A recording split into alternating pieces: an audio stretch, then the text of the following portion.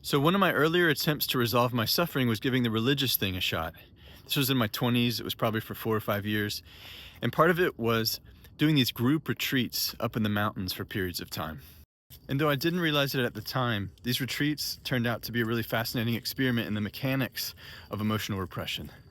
The first of two really interesting things that I noticed looking back is that when I was up on that mountain and I was away from the world and with this group of people that seemingly agreed with each other and shared common beliefs, was that I felt safe and I felt loved. I say seemingly because I personally never fully took on the belief system, but I pretended that I did so that I could get my needs for safety and love met. Sorry guys. Anyhow, the second thing is when the retreat ended and you would come home, and this happened almost every time, there would be this low period where you'd start to feel dark, sort of, and depressed and down. And they even talked about this at the retreat. They would say, like, watch out for the post-retreat blues, or some people would call it, coming down off of the mountain. I had a sponsor in 12-step at the time who wasn't religious, but I told him about it. And he said, it sounds like coming down off of a drug, it sounds like going through withdrawal. And it turns out that that's exactly what it was. When people do actual drugs, it's an attempt to regulate their nervous system, right? Or to ease their suffering.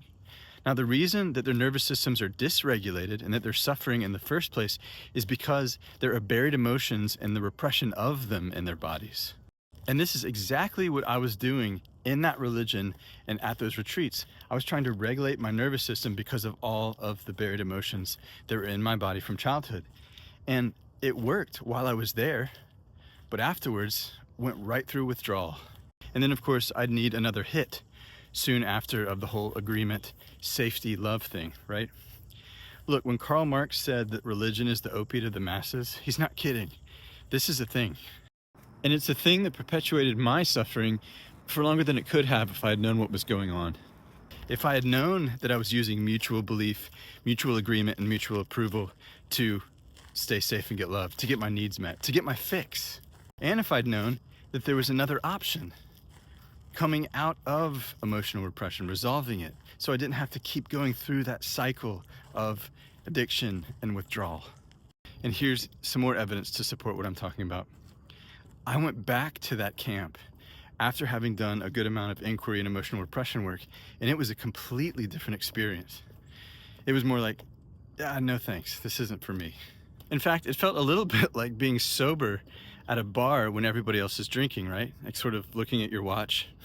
This isn't to criticize religion, it's just to say that if you're using it, or politics, or science, or spirituality, or anything like that as a drug, then there's a way to fully recover from it. And you can learn how to do that at repressiontest.com.